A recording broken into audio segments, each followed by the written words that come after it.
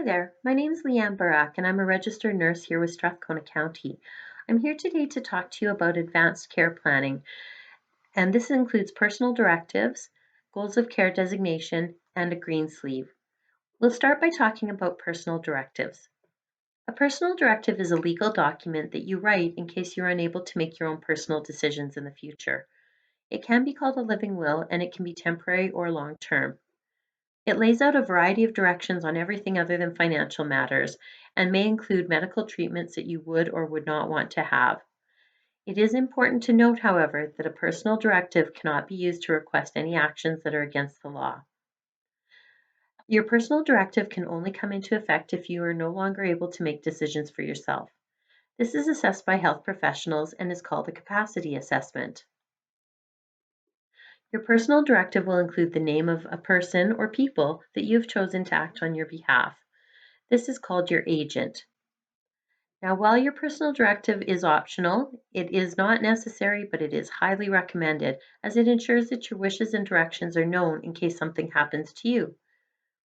If you do not have a personal directive and you're no longer able to make decisions for yourself, the following will likely occur. You may not have a say in who makes decisions for you. A healthcare provider may assign this duty to your nearest relative under the Adult Guardianship and Trusteeship Act, and your family and friends may have to go to court to become your legal guardian. This will take both time and money on their part. In order to prepare a personal directive, you must take the following steps. Number one, talk to your agent. Let the person know so that they understand their role and what your directions and your wishes are. The second step is to write down your personal directive.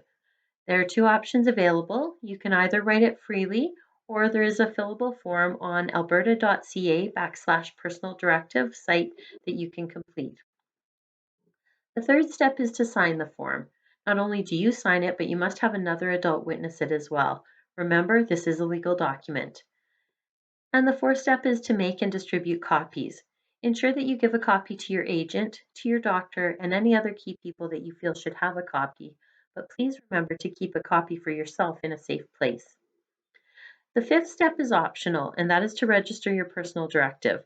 By registering your personal directive with the Alberta government, it allows healthcare professionals to find out if you do have a personal directive and how to contact your agent if you're not able to give this information. Registration is free, and again, it is optional. If you log on to www.alberta.ca/personal directive, there are videos, fillable personal directive forms, and additional information. I'd like to now talk to you about goals of care designation. If you become ill and can no longer speak for yourself, would your loved ones know what kind of care you want? Goals of care designations are the instructions that guide your care team about the focus of your care and where you might want that care to happen. A nurse practitioner or doctor will write your goals of care designation with you as a medical order, but they can only do that after they've spoken to you about your wishes and your values.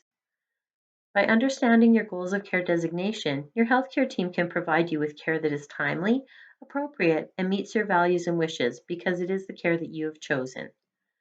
Your goals of care can change as your situation changes, and there are three general approaches to care. The first one is medical care.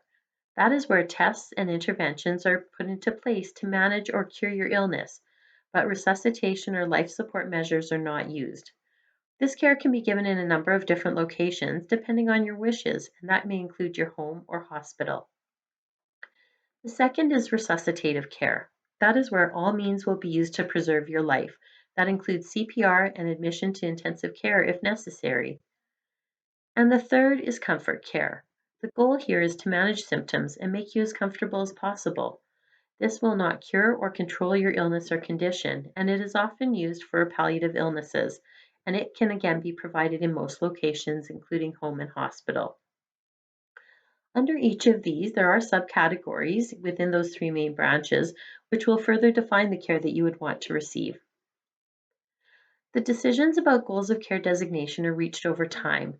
They come after you've had conversations with your loved ones and your healthcare team about your health condition and prognosis, and the current and future treatment options, and your wishes for your healthcare in the future.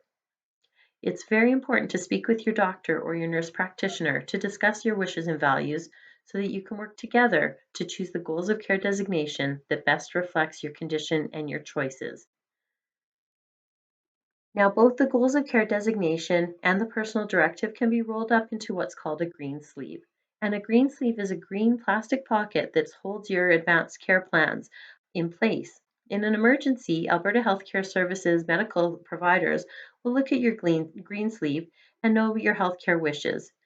You can get a green sleeve from any Alberta Health Services provider, including your doctor, and you can have green sleeves mailed to your home by emailing conversationsmatter@ahs.ca. You should also give a copy of your green sleeve to your agent, your family, and your healthcare provider. At home, it's important to place your completed green sleeve on or near your refrigerator because this is where health responders are trained to look in an emergency.